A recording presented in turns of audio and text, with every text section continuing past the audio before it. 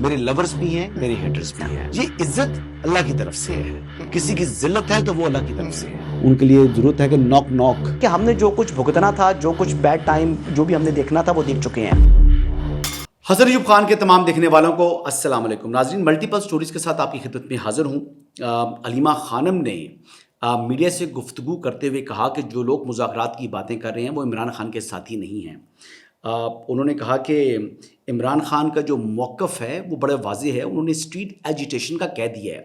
اب خیبر پختونخوا کی حکومت کے جو لوگ ہیں ان پر ذمہ داری عائد ہوتی ہے کہ وہ اس ضمن میں عمل درآمد کریں.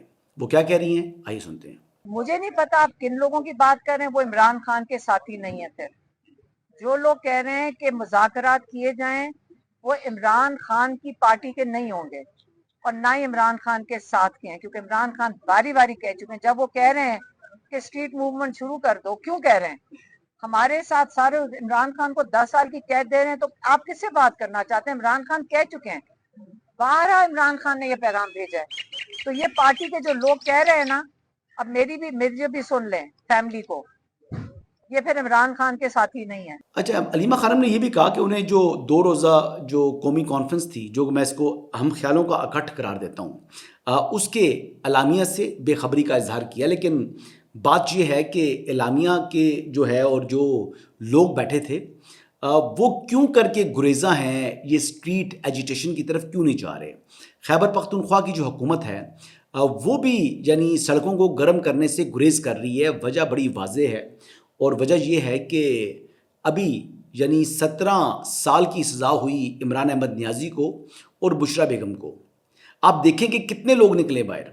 کیا یعنی پورے ملک میں کوئی نظام زندگی جو ہے وہ منجمد ہوا؟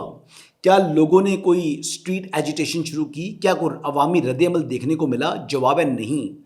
جو دیکھنے کو ملا وہ ایک ٹوکن رد عمل تھا، وہ ایک رسمی کارروائی تھی، اس سے زیادہ کچھ نہیں. لہٰذا ان لوگوں کو بخوبی علم ہے کہ اگر لوگ عمران خان کو سزا ہونے پر نہیں نکل رہے تو ان کے کہنے پر کس نے نکلنا ہے.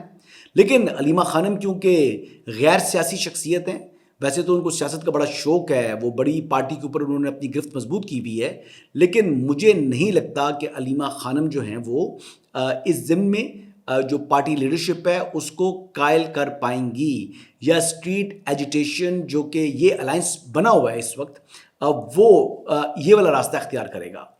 سڑک کو گرم کرنا اتنا آسان نہیں ہے. ایک دفعہ جب احتجاج کے لیے نکل پڑیں تو چارٹر آف ڈیمانڈ بھی رکھنا پڑتا ہے.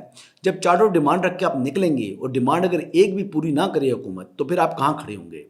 تو جو سینئر پولیٹیشنز ہیں ان کو بخوبی علم ہے کہ جو راستہ بند گلی کی طرف جا رہا ہو، جو ڈیڈ اینڈ کی طرف جا رہا ہو، اس پر نہیں نکلنا چاہیے. لیکن کیونکہ علیمہ خانم ہیں، وہ اپنے ان کے ترجیحات ہیں، ان کے اپنے عزائم ہیں اور وہ ان کو بیسیکلی سوٹ کرتا ہے اس قسم کی مزاحمتی سیاست، تو وہ اس حوالے سے فورس کر رہی ہیں جو پولیٹیشنز ہیں ان کو کہ آپ مزاحمتی سیاست اختیار کریں، آپ مزاحمت کا راستہ لیں. دوسری خبر جی، فیلڈ مارشل سید عاصم منیر جو ہیں وہ پاکستان آرمی کے پہلے چیف ہیں جن کو یہ اعزازات ملے ہیں. اب ٹرکی کا جو لیجن آف میرٹ ہے، بحرین کا آرڈر آف میرین یہ فرسٹ کلاس ہے، سعودی عرب کا کنگ عبدالعزیز میڈل، اور اس کے علاوہ جارڈن کا آرڈر آف ملٹری میرٹ، اور آذربائیجان کا پیٹریوٹک وار میڈل. یہ وہ اعزازات ہیں جو کہ سید عاصم منیر کو یہ مختلف ممالک نے یہ اعزازات دیے. یہ پاکستان کے پہلے جو ہے جو بڑی فوج کے سربراہ ہیں جن کو یہ اعزازات ملے ہیں. اب بات یہ ہے کہ سید عاصم منیر کی جو قائدانہ صلاحیت ہے یہ اس کا اعتراف ہے. پاکستان کی جو افواج ہیں شعبہ دفاع کے اندر ان کی جو صلاحیت ہے اس کا اعتراف ہے، اور بڑی واضح مثال ہے کہ اپنے سے 5 گنا بڑی جو فوج کو شکست دینے کے بعد پاکستان کی جو افواج ہیں انہوں نے دنیا میں اپنا لوہا منوا لیا ہے. تو الحمدللہ جی یہ بڑی کامیابی ہے. یہ اعزاز سید عاصم منیر کا نہیں ہے بلکہ یہ اعزاز پاکستان کا ہے، کیونکہ وہ پاکستان کے آرمی چیف ہیں، وہ پاکستان کے چیف آف ڈیفنس فورسز ہیں، وہ پاکستان کے فیلڈ مارشل ہیں. تو یہ اعزاز اللہ نے ان کو دیے اور یہ میرے خیال کے مطابق ہمیں اس پر اطمینان کا اظہار کرنا چاہیے. ایک اور خبر جی جو کل کی خبر ہے، کوئی اتنی اچھی خبر نہیں تھی. پنجاب کا پراپرٹی آف آنرشپ کا جو قانون ہے اس کے جو ऑपरेशंस थे इस पर जो इम्प्लीमेंटेशन हो रहा था उसको सस्पेंड कर दिया है लाहौर हाई कोर्ट की जो चीफ जस्टिस साहिबा हैं, जस्टिस आलिया नीलम साहिबा। और बुनियादी तौर पर आबदा परवीन नामी खातून हैं जिन्होंने डीसी के जो इख्तियारात हैं इनको चैलेंज किया था। और पहले से इस हवाले से मुझे एक इन्फॉर्मेशन मिल गई थी। लास्ट सैटरडे को एक जगह मेरी मुलाकात हुई थी, जो चीफ सेक्रेटरी हैं पंजाब जाहिद अख्तर साहब, उनको पहले ही इस बात का अंदाज़ा हो चुका था कि जो जस्टिस आलिया नीलम हैं वो इस कानून से जो हैं वो नाखुश हैं। तो वही हुआ जी, उन्होंने जो बेसिकली ऑपरेशन है वो सस्पेंड कर दिए हैं। लेकिन आप ये देखें कि ये बड़ा ही ज़बरदस्त कानून है। पंजाब के अंदर मुख्तलिफ ऐसे इलाके हैं, मुख्तलिफ ऐसे शहर हैं जहाँ पर जो मलकीती ज़मीन है उसकी वैल्यू और ख़ाली कब्ज़े की वैल्यू, उसमें ज़मीन आसमान का फ़र्क है। यानी एक मौज़े को मैं जानता हूँ कि 11 लाख रुपए जो है वो जो ज़मीन है फ़ी कनाल, 11 लाख रुपए फ़ी कनाल ज़मीन की कीमत है और 60 लाख रुपया उसकी कब्ज़े की मालियत है जी। यानी आपकी ऑनरशिप नहीं है, आप मुज़ेरे हैं या आप ताकत रखते हैं, आपने कुछ वहाँ पर बदमाश बिठाए हुए हैं, तो जगह आपकी है, मलकियत आपकी है, लेकिन आपकी जगह के ऊपर जो है वो जो बदमाश गुंडे तलंगे बैठे हुए हैं, जब तक या तो बाय फोर्स आप उनको हटाएं या अगर आप सिविल डिस्पोजिशन का सूट फाइल करेंगे तो फिर वो तारीख पर तारीख और सालों बल्कि दिहाइयों आपको इंतज़ार करना पड़ेगा। तो ये तो चंद माह के अंदर जो हकदार को उसका हक मिल रहा था, ये चंद माह के अंदर जो है वो जिनकी टाइटल था, ओनरशिप था, उनको जो है उनकी ज़मीन का कब्ज़ा मिल रहा था।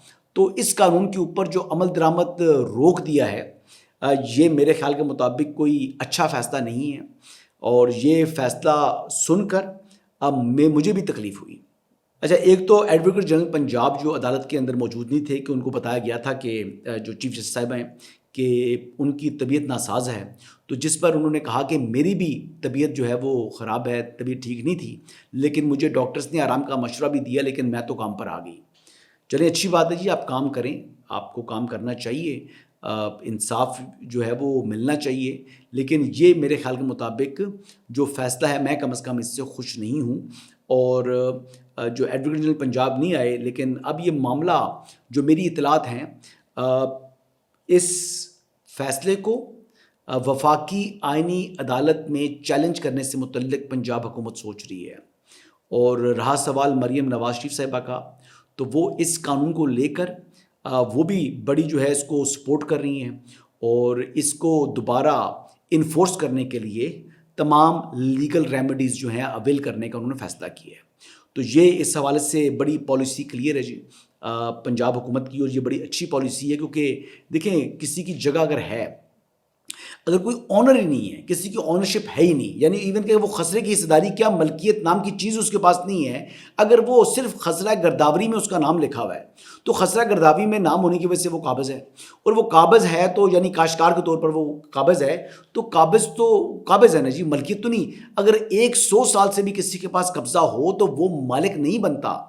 लेकिन यहाँ पर अजीब ही कानून है पाकिस्तान के अंदर कि जनाब वो कब्ज़ा उसने कर लिया और फिर उसके बाद बंदा वो बैठ गया और फिर वो कहता है जी मुझे आप निकाल के दिखाओ, तो वो निकालना बड़ा मुश्किल काम हो जाता है। ये जोशीर लाने के मुतरादिफ है, लिहाजा इसलिए लोग कब्ज़े की भारी रकम अदा करते हैं। ये किस्म का गुंडा टैक्स पे किया जाता है जो कि एक रिवाज बन चुका है, और ऐसे रिवाजों की हौसला शिकनी हो रही थी जो मरीम नवाज शरीफ साहिबा और पंजाब हुकूमत जो पंजाब प्रॉपर्टी ऑफ ऑनरशिप का कानून लेकर आए थे। बहरहाल जी, देखते हैं कि ये मामला अब किस तरफ बढ़ता है। वफाकी आइनी अदालत में जाएं और वहाँ पर अपना भरपूर तैयारी के साथ इस कानून के हक़ में जो है वो दलाइल दें और इसको दोबारा इन्फोर्स कराएं। एक और ख़बर जी, आज PIA की जो है वो निचकारी होने जा रही है, और इस हवाले से जो निचकारी कमीशन है उन्होंने इसकी जो बोली का तरीक़ाकार रखा है, नीलामी का तरीक़ाकार रखा है कि आज सुबह जो है वो 10:30 बजे से लेकर 11:15 तक, यानी 11:15 तक जो बोलियां हैं वो जमा हो सकेंगी, और फिर दोपहर को 3:30 बजे ये जो है बोलियां खोली जाएंगी। 4 बुनियादी तौर पर जो है वो बोलियां आई थी शुरू में जिन्होंने इंटरेस्ट शो किया था, जिनमें से فوجی فرٹیلائزر نے دستبردار ہوگی ہے اس سے. تو اب 3 بزنس کنسورشیمز ہیں جو کہ اس نیلامی کے عمل میں یا بولی میں جو ہے حصہ لینے جا رہے ہیں. اس کے علاوہ یہ ہے کہ یہ تمام کی تمام جو کارروائی ہے 3:30 بجے یہ ٹیلی ویژن چینلز کے اوپر جو ہے براہ راست نشر کیا جائے گا. پھر اگر جو ایک قیمت متعین کی گئی ہے اگر تو اس سے اوپر آتی ہے ویلیو بڈز آتی ہیں تو پھر تو بہت اچھی بات ہے. اگر اس سے نیچے آئیں گی تو پھر اب دیکھنے والی بات ہے کہ لاسٹ ٹائم بھی ایسا ہی ہوا تھا کہ بڑا پور رسپانس آیا تھا اور کنسلٹنٹ فیس کے حوالے سے بات کی گئی تھی کہ اتنی بھاری قومی خزانے سے جو ہے وہ رقم ادا کی گئی تاکہ اس کی نیلامی ممکن ہو سکے, لیکن وہ اس وقت ممکن نہیں ہو سکی اور جو رقم اس کے لیے پیشکش ہوئی تھی وہ حکومت نے یعنی اس کو ماننے سے انکار کیا تھا. تو یہ ایک ایسی چیز ہے جو کہ میرے خیال کے مطابق ایک ایسا سفید ہاتھی ہے جو ہر سال اربوں روپے جو قومی خزانے سے اس کو دینے پڑتے ہیں, اس کو فیڈ کرنا پڑتا ہے. یہ ایک وقت پر دنیا کی بہترین ایئر لائن تھی, لیکن وقت کے ساتھ ساتھ جو ہے اس کی حالت جو ہے بڑی خراب ہو چکی ہے. اس وقت جی اس کا جو گراؤنڈ سٹاف ہے یا کرو ہے ان کی تعداد بہت زیادہ ہے دنیا میں, شاید جو کہ بڑی منافع میں جانے والی جو ایئر لائنز ہیں ان سے بھی کہیں زیادہ ہے. تو ایک بڑا بوجھ ہے جی قومی خزانے کے اوپر, یہ ختم ہو جو جتنا جلدی اتر سکے تو اتنا بہتر ہے. ایک اور خبر یہ ہے جی کہ ڈان اخبار کی خبر ہے کہ سیکیورٹی اداروں اور قبائلی مشران کے 24 رکنی جرگے کے درمیان معاہدہ ہو گیا اور قبائلی جرگے نے وادی تیرا میں آپریشن اور 10 جنوری سے نقل مکانی شروع کرنے پر اتفاق کر لیا ہے.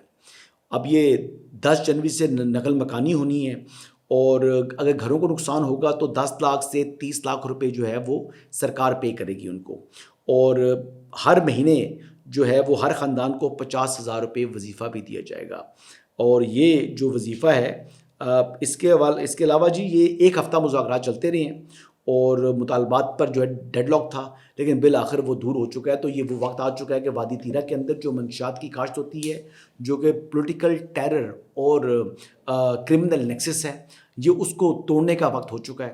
اور یہ ایک ایسا ایریا ہے جہاں پر یعنی آپ یہ دیکھ لیں کہ ایک منڈیاں لگتی ہیں جہاں سے پورے ملک میں منشیات تقسیم ہوتی ہے اور افغانستان سے بھی اسمگل ہو کر منشیات یہیں پر آتی ہے. دہشت گرد اس علاقے کے اندر آپریٹ کرتے ہیں جہاں پر مقامی لوگ بھی کسی حد تک ان کو سپورٹ کر رہے ہیں اور جو سیاستدان ہیں وہ بھی سپورٹ کر رہے ہیں.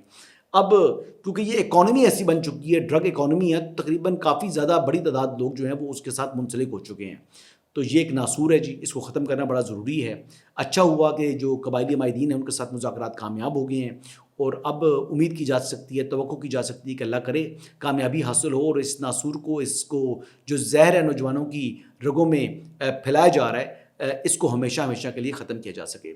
یہی اس وقت تک کی اپڈیٹس ہیں جی. انشاءاللہ شام کو دوبارہ آپ کی خدمت میں حاضر ہوں گا. اجازت دیجیے گا. اللہ حافظ.